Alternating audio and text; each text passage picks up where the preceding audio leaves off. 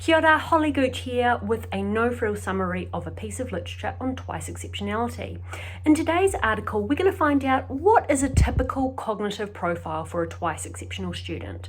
So in this study, the researcher got hold of a big stack of cognitive assessment results.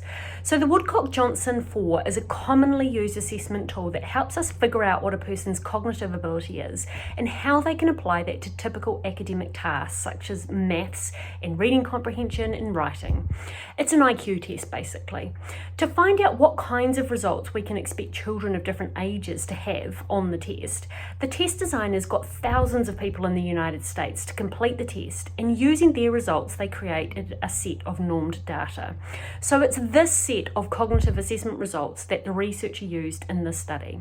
She split the cognitive assessment results into three groups: a gifted group, a twice-exceptional group, and an average ability group. The gifted group were people who had high scores in one cognitive area. The twice-exceptional group were those who had a high score in one cognitive area plus a much lower score on one academic task than you would expect given their high cognitive score, and a below average score in an area relating to processing, for example, short-term working memory or processing speed. The average ability group were people who didn't meet any of these criteria and who had overall scores that were close to the mean for the whole population. The researcher then drilled down using some sophisticated statistical analyses to figure out how these three groups differed and what the trends were in the twice-exceptional group's results. So what did she find? She found that compared to both the gifted and the average ability groups, twice-exceptional students have much more variety in their test scores. So if a twice-exceptional person's results were placed on a graph, the graph would be spiky compared to the other groups, which would have a much flatter graph. She also found that whereas gifted people tend to have a number of high cognitive ability scores, twice-exceptional people tended to have fewer higher scores.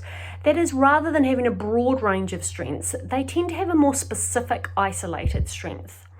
Most often, that strength was in comprehension knowledge, which tests people's verbal ability, showing that they had an excellent vocab and general knowledge.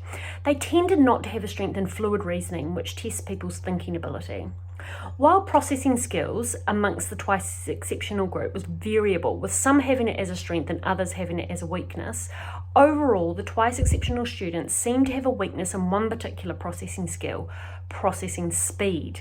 This also impacted on how the twice-exceptional students performed in some of the academic skills tests of the Woodcock-Johnson 4.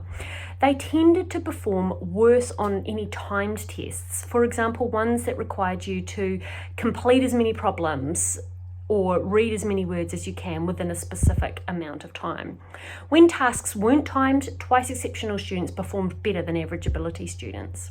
Finally, the researcher found that, as expected, twice-exceptional students had lower overall IQ scores than the gifted students as a result of their lower scores in particular areas bringing down their overall score. This means that even though some twice-exceptional students were better at some particular cognitive skills than some gifted students, their IQ score was lower.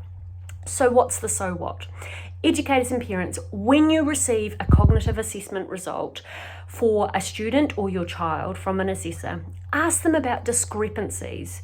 That is, the differences between scores on different parts of the test. Specifically, you could ask them to look at subtest scores that are more than 1.5 standard deviations from each other. This will encourage them to look beyond the overall IQ score and into the detail of the young person's abilities to highlight areas of strength and weakness to you. Scores that are much lower than others may suggest that the student will need support in that area, even if that score is average, because this mismatch can be a source of huge frustration for a child. Also, be on the lookout for scores over 120 in a particular cognitive area, especially comprehension knowledge, even if their overall score is less than 120. This child should get access to extension opportunities.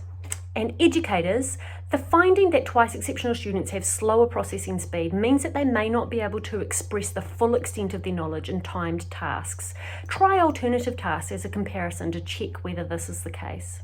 So our question was, what is a typical cognitive profile for a twice exceptional student? And our answer is, it's likely to have a wide range of scores showing strengths in verbal abilities and weaknesses in processing speed, and they may or may not have a superior IQ.